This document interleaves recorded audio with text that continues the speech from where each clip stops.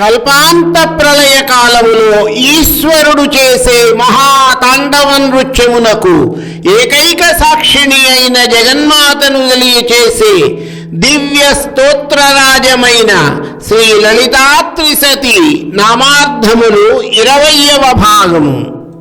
ఈశ తాండవ సాక్షిణి. ఈశ్వరుడు తాండవ ప్రియుడు. జగన్మాత పార్వతీదేవి చేసే నృత్య ప్రక్రియ లాస్యమైతే పరమేశ్వరుని నృత్య ప్రక్రియ తాండవము. నర్తనాధిపరేశస్య చతుషష్ఠి కళాజని అనగా పరమేశ్వరుని యొక్క నర్తన ప్రక్రియ అయిన తాండవం నుండి చతుషష్ఠి అనగా 64 కళలు ఆవిర్భవించాయి. ఈ తాండవ నృత్యమును ఈశ్వరుడు ప్రతిరోజు ప్రదోష వేళలో కైలాసములో చేస్తాడట. శ్రీ మహావిష్ణువు మద్దెలను మ్రోగిస్తుండగా, బ్రహ్మదేవుడు తాళము వేస్తుండగా, చదువుల తల్లి అయిన సరస్వతీదేవి వీణచే శృతి పలుకుతుండగా, భరత శాస్త్రము వివరించిన ప్రకారము ఈశ్వరుడు తాండవ నృత్యమును చేస్తాడట. ఈ నృత్యమును తిలకించడానికి సమస్త దేవతాగణములతో పాటు యక్ష, కిన్నెర, గంధర్వులు, ఋషి, మునిగణములు ఇలా ఒకరేమిటి అందరూ కైలాసమునకు చేరుకుంటారట. మరి ఈశ్వరుడు చేసే నృత్యమునకు జగదంబతో పాటు అనేక మంది సాక్షులు ఉన్నారు కదా. మరి లలితాత్రిశతి స్తోత్రము పరమేశ్వరిని ఈశతాండవ సాక్షిణి అని కీర్తించడములో విశేషమేమైనా ఉన్నదా అంటే తప్పక ఉన్నది. అనునిత్యము ప్రదోష వేళలో ఈశ్వరుడు చేసే తాండవ నృత్యమునకు వీరందరూ సాక్షులు.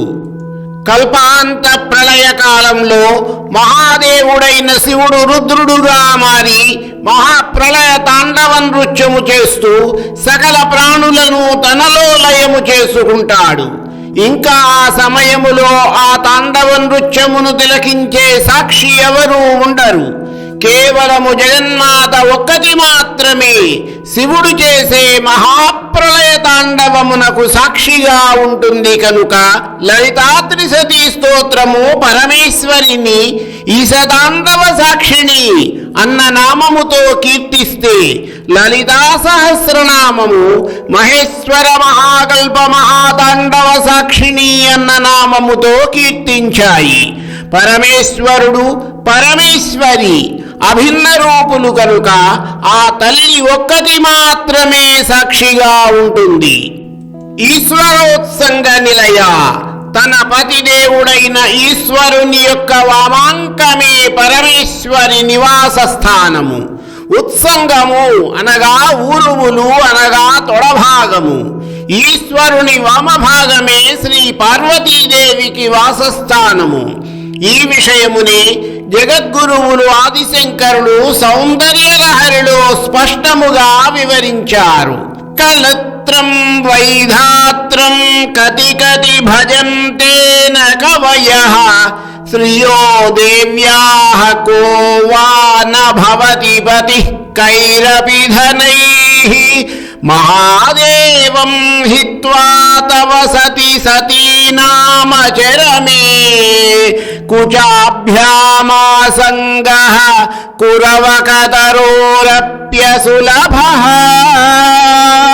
అమ్మా, నీవు సదాశివ వామాంక స్థితవు.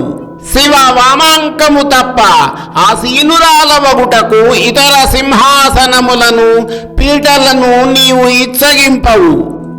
ఈతిబాధ వినాశిని.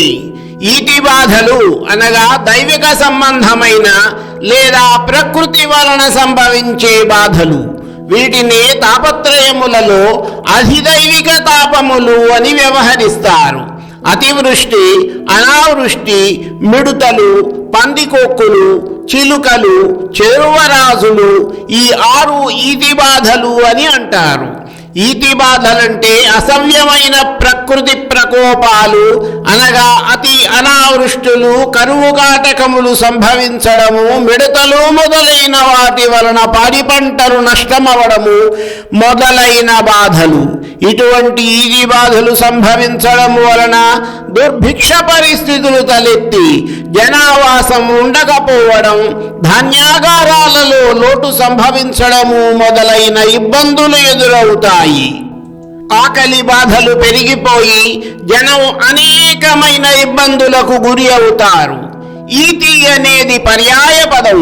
సాధారణంగా దీన్ని అతి బాధలు అని పిలిచేవారు. ఈ ఇతి బాధలు ఈ విధముగా ప్రస్తావించబడినాయి. అతివృష్టి అనావృష్టి ముసకాశాలభాసుక. ఇటువంటి ఇతి బాధలను తప్పించడము మానవుల వలన కాదు. మనము గనక పురాణములను పరికించినట్లయితే జగన్మాత ఈ పరిస్థితులను నివారించడానికి శాకంబరీదేవిగా ఆవిర్భవించింది. కేవలము పరమేశ్వరి లలితాంబిక మాత్రమే ఇటువంటి ఇతి బాధలను నివారించగలదు. కాబట్టి లలితా త్రిశతీ స్తోత్రము ఆ తల్లిని ఇతి బాధా వినాశిని అనే నామముతో కీర్తించింది. ఈహా విరహిత. ఈహ అనగా అలభ్యమైన కోరిక, విరహిత అనగా లేనిది. కోరికలు అనేవి జగన్మాత దరిదాపులకు కూడా చేరడానికి సాహసించలేకపోయినాయి. భక్తుల యొక్క అనేక కోరికలను తీర్చే తల్లి అయిన పరమేశ్వరి తనకంటూ వేరే కోరికలు ఏముంటాయి? ఆ తల్లి ఆప్తకామ అనగా కోరికలు కోరేవారి పట్ల ఆప్తురాలు. సాధారణముగా మానవుల కోరికలలో చాలా భాగము ధర్మబద్ధమైనవిగాను, పరమేశ్వరి ప్రసాదించదగినవిగాను ఉంటాయి.